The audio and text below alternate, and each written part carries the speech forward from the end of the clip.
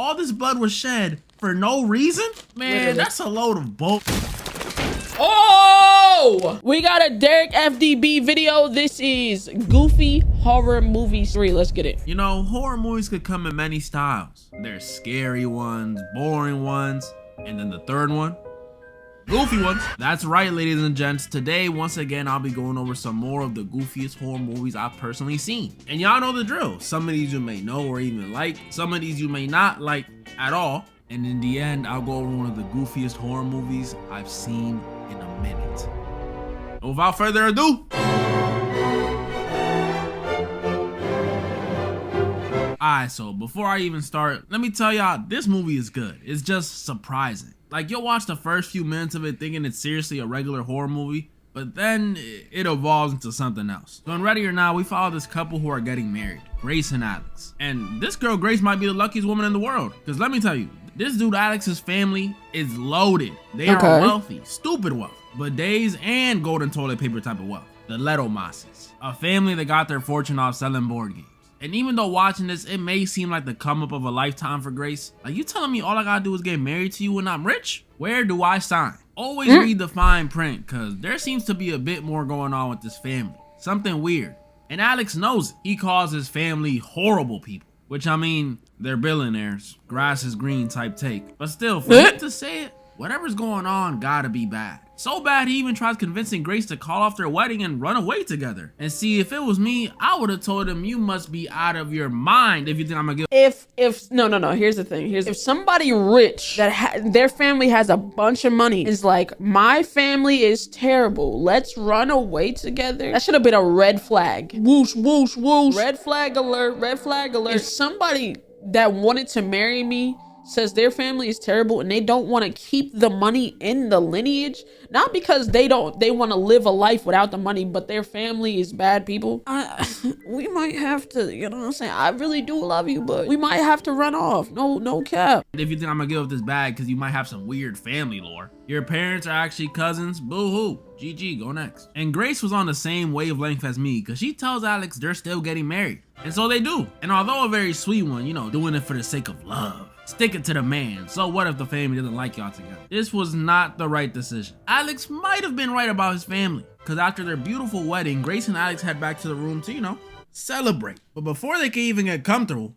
Alex's aunt comes in telling them everyone's waiting for them. Waiting for them? For what? For what? Side note, yo, I don't know who this lady is, but she did a great job of looking like a miserable rich person. Oh my God. A great job. I can't explain it. She just looked like she would say a slur, you know what I mean? But like I said, waiting for them? For what? Well, Alex explains to Grace that his family has this tradition. Whenever there's a wedding and a new person is let into the family, they do a game night, picked by the newest member of the family. Since, you know, they got their fortune off games, they all play a game for some sort of initiation type of thing, you know? At least, I think I've seen this. I think I actually seen this. At least, that's what he told her. I'm not gonna say he was lying, because he wasn't. What he told her was true, but he definitely did leave some stuff out. Because when they get to the room where they decide the game, everyone is tense for some reason. What's going on, y'all? Did Auntie actually say a slur? What's up? And when they sit down and give Grace this box to decide the game, they get even more tense. Especially Alex and his brother. Look at their faces. But this tension reaches an all-time high when the game Grace gets is revealed to be hide and seek.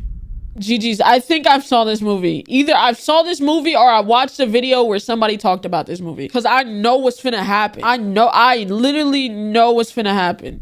And watching this, I thought they was just upset because they ain't get Monopoly or something. But no. Well, yes. But no, it's much darker than that. Because after Alex's dad tells Grace that she'll be the hider and the rest of the family will be the seekers and escorts her out the room, we find out that this hide and seek they play ain't about hiding under the bed or behind some curtains. Nah, this hide and seek is really a hunting game. A manhunt, with the prey being Grace. Yup, it all has to do with a deal the family made ages ago, a deal with the devil for their fortune. Only catch was in exchange for their fortune, when someone gets married into the family, they have to play a game the night of the marriage. Could be any game though. Could be chess, Jenga, Hungry Hippos, whatever. All of those games are safe, with the exception of one, hide and seek. A game where the family, instead of finding the newest member, they have to kill them. Which, I can't even begin to explain how messed up that is. Like, come on, man.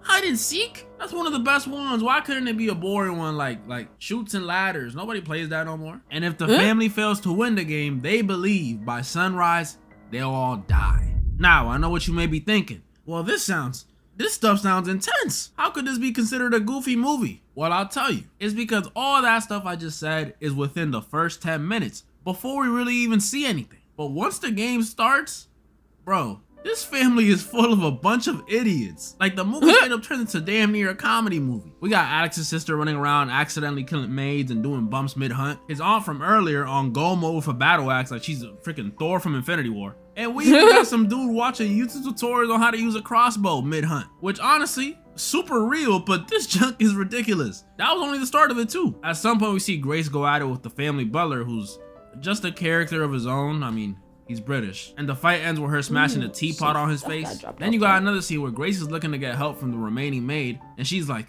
oh, thank goodness, could you please? She's over here. And then my favorite one, after this girl accidentally dies and Grace leaves, we see her end up outside of the family's property, where I think I did see this movie. after this girl accidentally dies and Grace leaves, we see her end up outside of the family's property, where again, she's looking for help. And at the perfect time, a car rolls up on her, and again, she's like, oh, thank goodness, could you please? And it's one of the family members that was running late or some shit. I think I remember this. Has to be my favorite scene in the movie. Has to be. Either that or the ending, because it was too crazy for me not to like it. So in the end, after Alex turns on Grace, yeah, he turns on her. Oh man. The family finally gets a hold of her. But when they're rushing to do their sacrificial ritual, Grace breaks out, and then... oh no. It's too late. The sun is up. They all think they're gonna die. But guess what? They don't fucking die. Nothing happens. So you mean to tell me they don't die? You mean to tell me all this blood was shed for no reason?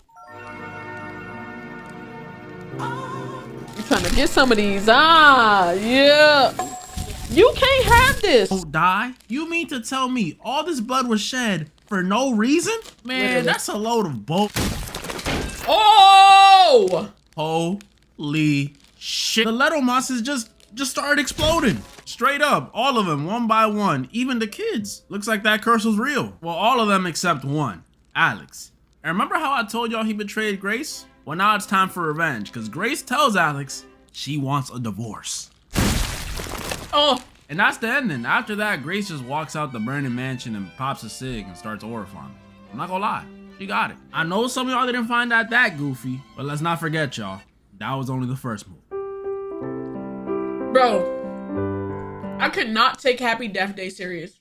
Like, at all. At all. I could not take that motherfucker serious at all. Like I said, that's only the first movie with the vid. A movie similar to Ready or Not, but even more ridiculous, is Happy Death Day. And to me, this movie barely categorizes as a horror movie. Barely. In It's this not. one, we also follow a blonde-haired... It's a good movie, though. It was funny as hell. But that's what I mean by I couldn't take it serious as a horror movie. I felt the same exact way about Black Phone 2. The first one was crazy. Second one, I was in that motherfucker dying laughing. Oh shit, what the fuck did I just press? blonde lady. But instead of it being a newlywed, it's a college student named Tree. Yeah, her name is Tree, like a tree. And while Grace from the last movie seemed like a kind soul, you know, for all that madness, this girl Tree is kind of a total bitch. I'm serious Literally. too, like she's not the best person. First of all, today is her birthday, right? And the ringtone she has, horrible. Hey, it's my birthday, and I ain't gotta pick up the phone. Like, come on, bro, horrible ringtone. You gotta be a bad person to have it. Then she ignores her dad's birthday call, which is like, come on, man. That's Pops. She tells this dude he got the shrimp. She's a part of a sorority. She throws out her friend's cupcake, and she's a part of an affair with this doctor. Come on, man, that's foul. You telling me that other dude was competing with a doctor? Of course he gonna lose. Tree is not the best person. The only thing I'll say that she did that was supposed to seem mean, but I didn't really find mean, was not signing some global warming petition this lady tried to give her. Because if it was me, I'm not signing that junk either. It's a noble cause, but you think Toyota higher ups gonna stop producing cars? Because Bro, nigga, first of all, thank you. You think they gonna stop, first of all, not even stop producing cars. Let's really talk about it. Nigga, yesterday, 600 private jets flew out of San Diego after the Super Bowl, but they want me to use paper straws. Get the fuck, 600? oh my goodness, look how many signatures this petition got. No, them petitions ain't even gonna make it off campus. I say, if you want real change, start walking everywhere. That'll show them. But yeah, point is, Tree is not the best person, but her karma was about to catch up to her. Cause that night, while she's on the way to a freaking frat party, man, Tree hears music coming from under this bridge. And it's a horror movie, so you know they gotta do some dumb stuff. Yeah, Tree, let's just walk towards the fucking music box in the middle of the dark under construction tunnel. Yeah, let's do that. I don't be understanding this stuff. Like, you would think she would know, cause girls are usually more cautious, but nah. I'm a dude, and when I walk alone at night, I don't go and just start investigating stuff that just seems out of place. The fuck I look like, Dora? If something looks even a bit out of the ordinary, I'm out. I'm serious, man. I remember one night I was walking home from a friend's house, and in my usual path, I seen a carton of broken eggs just lying out on the floor. I turned my ass around immediately. Who the hell was dropping pasteurized eggs at 11 p.m.? Oh, God. I don't know who, and I wasn't trying to find out. But Tree wasn't thinking like that. She went up to this music box without a single thought in her brain, just thinking it was a prank from some college dude. But when she turned around, things got a little more unsettling, because she saw a dude in Almost. I ain't gonna lie, I don't think I'd be that scared of this. Maybe if you brandish a knife or a gun, maybe, just maybe, I'm like, I don't know, but this nigga kinda crazy. Just a nigga in black with a baby mask? I feel like I could take you. This ain't threatening. Look like a baby. a freaking baby mask just staring at her. And I mean really staring. And as goofy as his mask looks, and as much as I like to play the tough guy, I would be shitting myself in this situation. Don't judge me, Tree was too. Well, at first she actually thought it was still a prank. But when the baby ain't say nothing and just stood there, Tree immediately pulled the, all right, buddy, I'm calling cops. And surprisingly, it worked. It's what she thought. Tree starts running for her life, and of course, horror movie stuff. She trips, so the dude catches up to her, pulls. Can we retire the tripping? Like that, how long this been? Weak ass legs, bro. I get it, adrenaline. And even still, you know, sometimes niggas do trip. Adrenaline is never having me turning around and looking at the person and crawling backwards. No, nigga, I'm not even trying to see if that motherfucker's still, but I'm getting back up and I'm hitting burners. Her head back and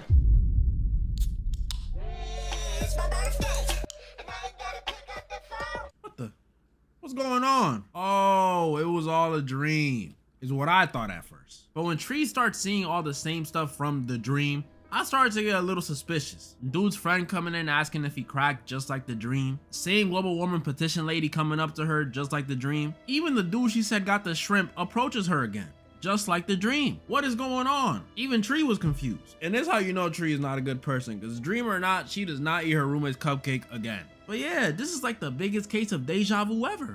What's going on? Well, after stumbling upon that same tunnel from the dream, and this time going the opposite way, oh my goodness, yes, I was so happy to see this. Like, yes, Oak Tree, learn, use your brain. She arrived at the house she was supposed to head to the first time and sees the baby from the dream. But don't worry, it was just a regular dude in a mask, because this is a surprise party for her. So everyone starts partying, and you know that look guys and girls give each other when something is about to go down?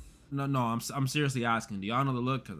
Well, it looks like that's what was happening between Tree and this dude, because they end up in his room. But while this dude is dancing to seduce Tree, Tree gets a text and responds to it. And in the background, while she's responding, we see the killer from the dream come out the closet and kill this dude while he's dancing. And since the music was so loud, Tree didn't notice. So when she turns around, she thinks it's just this dude being weird wearing a baby mask again. That is, until she sees his body on the ground. Uh-oh. Tree tries running to the door, but the killer grabs her, then grabs a bong, and then Tree wakes up in the dorm again. And this is when we realize that first night wasn't a dream. Tree is trapped in a time loop. Yup. Every time she dies, she'll wake up in the same room with the same ringtone, same outfit, same people interacting with her, same everything. And I'm not gonna lie to y'all, for a silly movie, this concept is terrifying. Especially the concept of the movie is very tough too. It was just it gets so goofy because she's reliving it and she's trying to figure it out. So she just like keeps dying. And the shit gets funny. Like at first it's ominous, it's ominous as shit. But like after a while, that shit the concept is scary. But it got goofy after like the third time or fourth time she died. Yeah, I'm thinking about it. It scares me. Continuously dying over and over again is bad enough, but imagine you like me and you get comfortable with this whole loop thing. That's the worst thing that can happen. Cause I know myself, I'll just start trying stuff. I'll start using it as a checkpoint, that way I could do random bold stuff, cause you know, nobody gonna remember. But then one day I wanna try something really crazy, the loop stops and I can't reset no more. Oh my God, I try to rob a bank or something. you know what I'm saying, go get some money real quick. The loop stops, boom, I'm dead for real. All right, bro. I'm in the middle of a Walmart naked. That junk will be scary. But as scary as it is, I told y'all, this movie is just like Ready or Not. It tackles it in a unique way. Because after Tree discovers she's in a loop and the only way to get out is by killing the killer, we get a compilation of her doing process of elimination bars by repeatedly dying. We see her get drowned, stabbed, hit by a bus. She dyes her hair for some reason, hit by a bat, walks around naked for some reason. I told y'all it was a good idea. Self-delete. We even see her get blown up, all while Demi Lovato is playing in the back for some reason. I don't know why. And after all this deducing, she does eventually figure out who the killer is. So she resets her day one more time and makes sure she does everything perfect. She fixes her relationship with her dad, tells this dude he don't got the shrimp. She even signs that global warming petition. She was ready to face the killer and kill him. And she does. She confronts him at the hospital. And it turned out to be a serial killer who was staying there, which to me and probably a lot of y'all was kind of lame. Didn't make sense. You telling me it was just some random chop dude who just likes killing women? That's lame. Isn't it supposed to be usually somebody you know? That's lame. Yeah, I thought, but I thought it was gonna be somebody like that she was like, you know what I'm saying, that she fucked with throughout, you know what I'm saying, that she did him wrong. It was not over. Because after that perfect execution and the cycle was seemingly over, Tree decides to end the day and celebrate her birthday by finally indulging in that cupcake her roommate made her. You know, might as well, we won, right? But then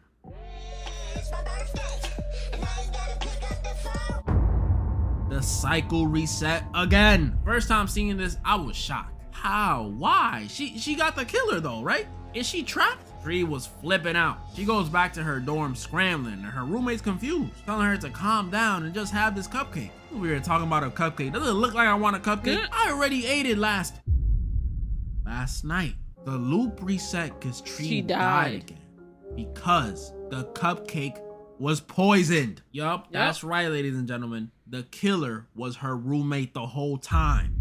And the other dude is still a serial killer, but it's her. All those times she got murked earlier, the stabbing, the drowning, the bat, the car blowing up, it was all her. And since she works at the hospital, she planted the mask on the serial killer so it could look like it was him doing it. I know. Wait.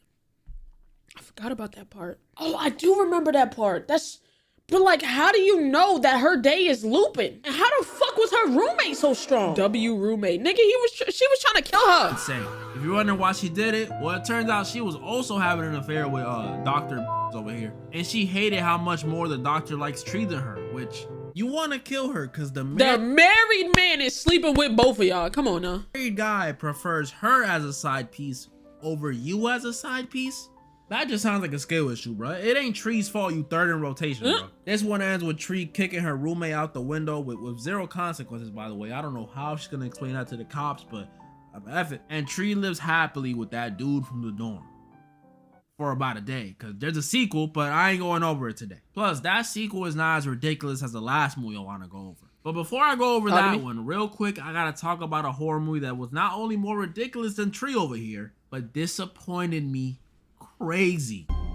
Five Nights at Freddy's 2. Was Five Nights at Freddy's 2 even good? Now, I need to let y'all know right now, I'm a fan of the FNAF It was franchise. okay. Truly. I mean, I used to watch the creepypasta vids when FNAF 1 came out, had the Living Tombstone songs in rotation. I'm not gonna act like I've read the books, because y'all know I did it. But I just did what most of the community does and just watched a 2-hour video on it. Point is, I'm a fan. But man, this last movie, I'm not gonna say it was bad, but definitely wasn't good. Definitely not better than the first one. Like, when I watched the first one, I was like, alright, this is cool. Animatronics look great. Story's a little goofy. But I mean, hey, it got Springtrap, and at least it's a fun watch. The second one, though, it was not fun. I'm sick of this it's for the fan stuff. I'm a fan, and I want a good movie. Just because I like the franchise doesn't mean you could just give me bare minimum and throw some fan service on there and expect me to be satisfied. That's not love. Like, could you imagine your mom only fed you and bathed you growing up? No hugs, no kisses, no handholds, nothing. Not even a side hug. That's what this movie feels like. Like, do you really love us, Scott? Do you love me? And the most ridiculous part about this movie to me, like, it's extremely ridiculous. I could not stop thinking about it the whole movie because it happened so early on.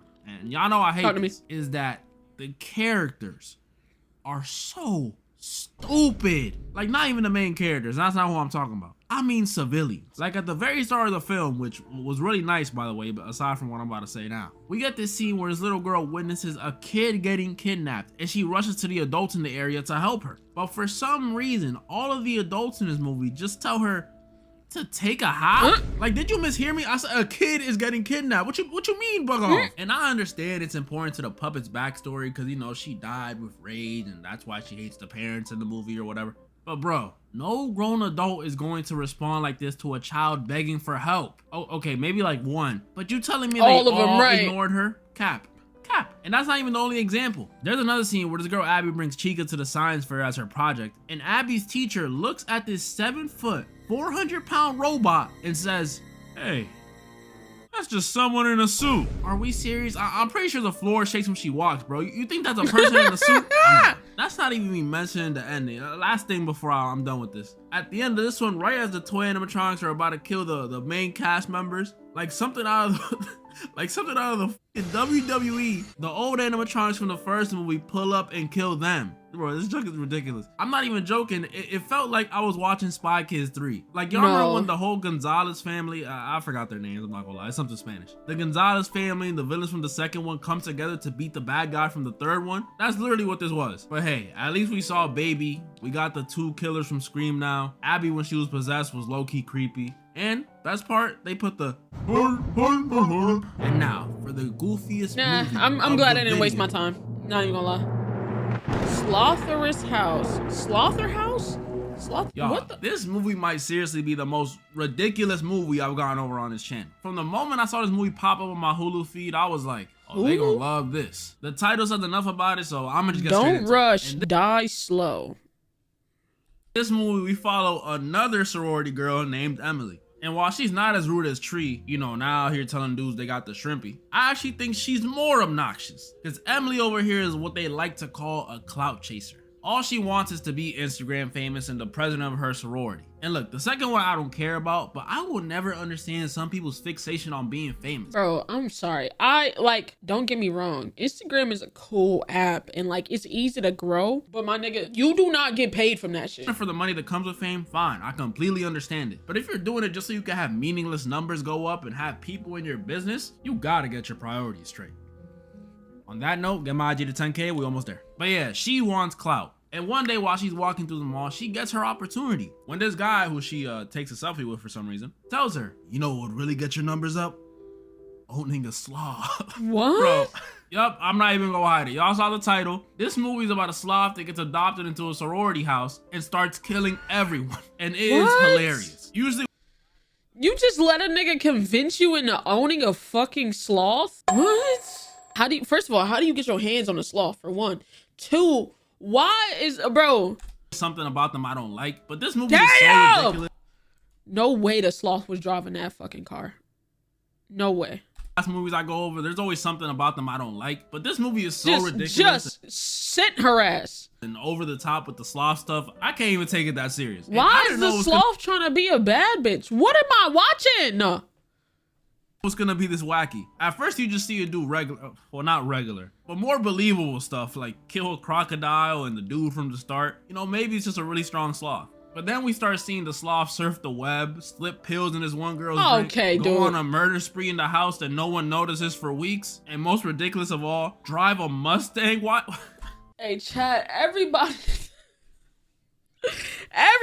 so creative. This is what we got it. This one ends with the sloth killing even more people and at the end running a gauntlet against Emily and her friends, where it survives literally almost everything. It gets tossed out a window, beat by a bat, stabbed by a katana, shot like 3 times, and stabbed in the head by a tiara before getting shot again, and that actually put it out.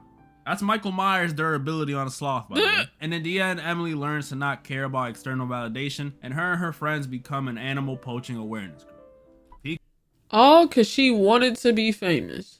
Cinema. That's pretty much all the movies I wanted to go over today. What are we doing? Comment down below the ones you guys thought was the goofiest, and comment down below some more goofy horror movies for a part 4, doing this series to the day I die. And also, I'm thinking of doing another confessions vid soon, so be on the lookout for Google Forms in the community tab, my IG, or the Discord, or maybe in the comments. I'll see how lazy I'm feeling. And moral of the story? Hey, it's my birthday. Oh, okay. Hey man, hey, shout out to Derek FDBW video, man. Holy.